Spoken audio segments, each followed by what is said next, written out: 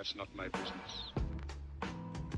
No mês de junho, Mano Brown participava de uma live com o médico Drauzio Varella. A conversa bate de frente com o racismo quando Drauzio conta uma história que ele viveu na rua, quando estava acompanhado de amigos negros, um pai e um filho. Eu no banco de trás e os dois na frente, pai e o filho. Nós uns 200 metros, o menino diz, vamos ser abordados. Desceram 2 guardas com um revólver na mão, apontando para a cara da gente, eu levantei os braços. E eu já era conhecido com essa coisa de televisão e falei, vocês me conhecem? Me conhecem? Eles, conhecemos o senhor, não conhecemos esses dois aí. No relato, Drauzio sustenta que por mais que ele tentasse intervir, a polícia tratava os amigos dele como se fossem criminosos, talvez até os sequestradores do conhecido médico Drauzio Varella. É assim e foi com revólver na cabeça deles. Os caras eram negão? E eu brincando com os caras, para, são meus amigos. Negão, os mano, negão, né? É. Brown ouve tudo com paciência e aí manda o veredito dele. Todos os envolvidos na situação relatada pelo Dr. Drauzio operavam na lógica do racismo. É claro que os policiais manifestam racismo com opressão, mas o médico branco sabe o que faz com que os amigos negros recebam um tratamento diferente do dele. Da mesma forma, os negros também compreendem a razão de ser da injustiça. Analisa o desenho, o contexto geral. Moro, a mentalidade racista está na mente de todo mundo ali, naquele exato momento, funcionando ao mesmo tempo. Entendeu? Cada um do seu lugar de fala. Os dois negão porque tá vendo a vida por um três ali que os caras vendo. Os caras porque tá vendo o senhor no meio, então só de ser um já é minoria. Mas branco, no meio de 2 negão, toda a conjuntura é desfavorável pro preto, entendeu? Mas todo mundo vai pagar o preço ali naquela cena ali. Nessa mesma conversa, Brown destaca que o racismo tem uma outra dimensão que transcende suas manifestações individuais e institucionais. Brown usa a imagem de um castelo de cartas para se referir a um outro tipo de racismo. A analogia aqui é entre o castelo e a estrutura social. Brown avisa: se você puxar a carta do racismo, todas as outras cartas caem, o que justifica o termo racismo estrutural. Está na raiz, isso aí é estrutura. Tirou essa carta aí, cai todas.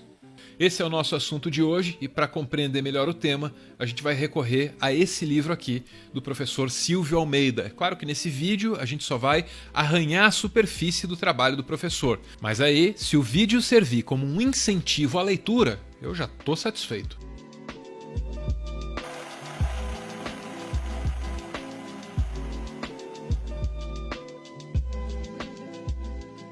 Para compreender o que é o racismo estrutural e como ele opera, a gente depende de outras 2 concepções de racismo. No livro, o professor Silvio Almeida apresenta essas 3 concepções, que são distintas. Existe a concepção individualista de racismo. Nessa primeira concepção, o racismo aparece como uma perversão, talvez patológica e anormal, restrita a indivíduos ou então a grupos limitados. Geralmente trata o racismo como uma patologia social ou então como uma patologia mesmo, né, atribuindo àqueles que são racistas algum tipo de problema intelectual, mental ou mesmo de caráter, enfim. A gente costuma tratar o racismo como uma anormalidade. Na sequência, vem a concepção institucional e aí a concepção estrutural do racismo. Essas 2 últimas concepções podem parecer a mesma coisa, mas não são. Silvio avisa que, em sociologia, os conceitos de instituição e estrutura são muito diferentes.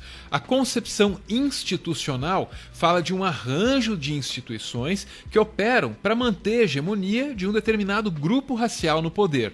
O domínio que homens brancos têm das instituições públicas depende de um regramento que dificulte a ascensão de homens e mulheres negras.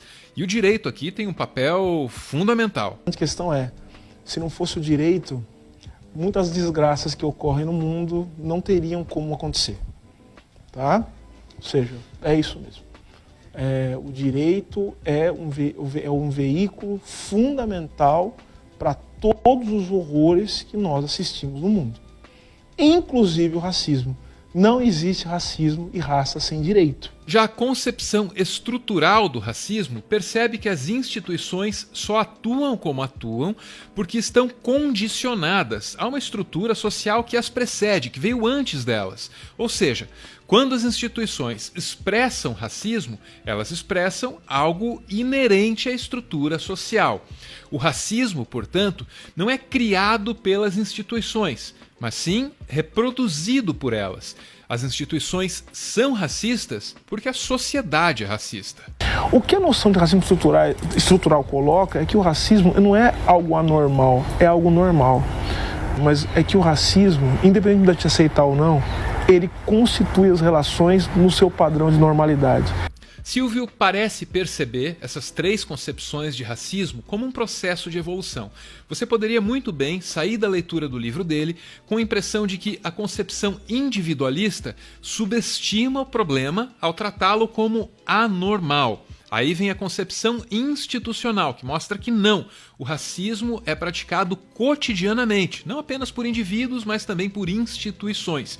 Isso é um avanço em relação à primeira concepção, mas parece que dá para deixar as coisas ainda mais claras. E é aí que vem a concepção do racismo estrutural, que vincula a atuação das instituições à ordem social que essas instituições estão interessadas em manter. A tese que eu coloco no meu livro é a seguinte: não tem outro racismo que não seja estrutural, tá? Racismo é sempre estrutural, porque é processo histórico, político. Ah, mas e o racismo institucional? O racismo institucional, ele é uma manifestação parcial do que a gente chama de estrutural. É o racismo que se dá na dinâmica das instituições. Por quê? As estruturas sociais, elas se manifestam aonde? Aonde? Como é que as estruturas sociais se reproduzem? Chama de estrutura que eu estou falando de... Vamos lá, para simplificar. Falando de política, de economia. Como é que elas se manifestam? Por meio das instituições. Então, se eu não tiver instituições, eu não consigo reproduzir as práticas sociais que vão, enfim, dar sentido e continuidade às estruturas.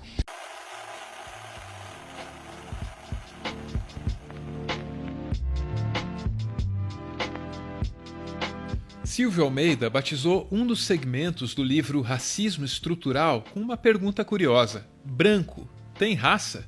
É nesse momento do livro que ele escreve: tanto o ser branco quanto o ser negro são construções sociais.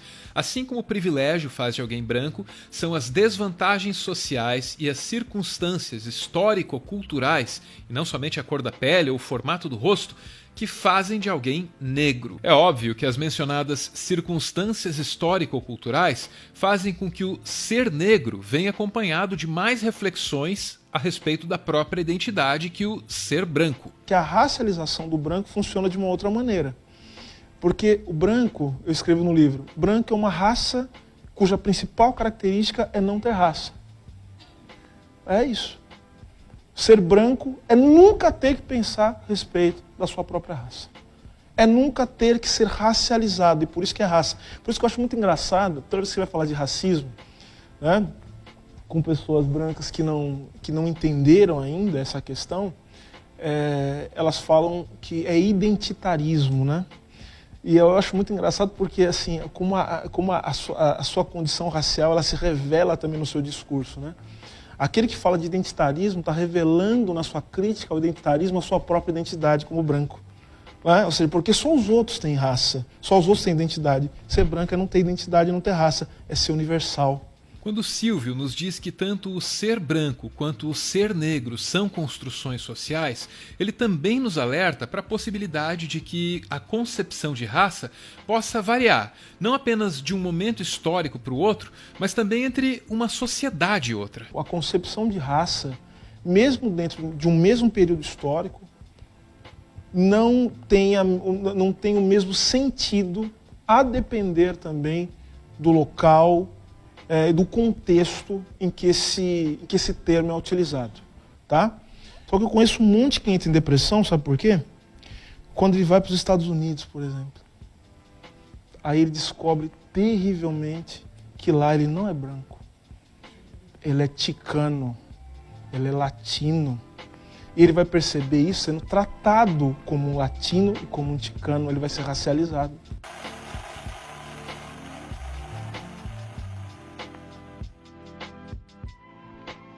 Para se perpetuar como um elemento estruturante da sociedade, o racismo precisa de duas coisas.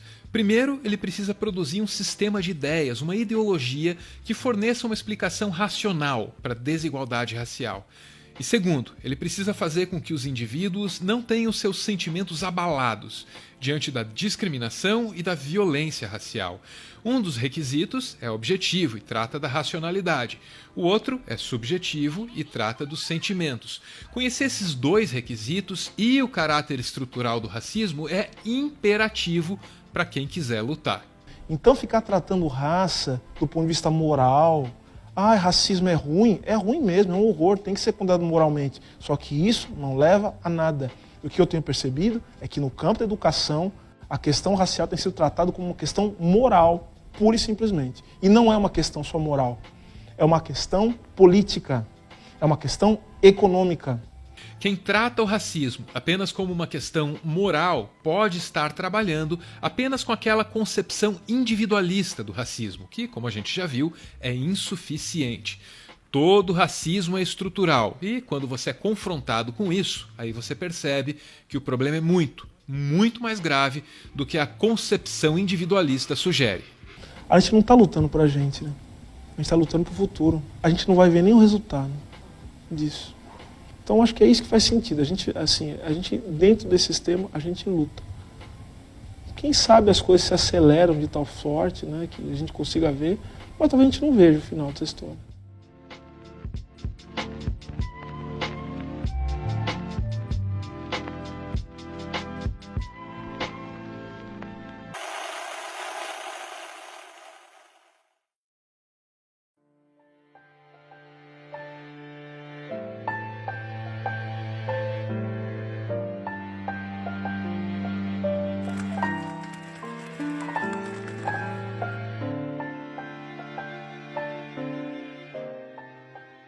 Muito obrigado por ver esse vídeo até o final. O Meteoro é mantido graças a uma campanha de financiamento coletivo. Quem participa aparece aqui no finalzinho para receber o nosso agradecimento. Hoje a gente vê aí a Bruna, acompanhada do Bruno e da Silvia.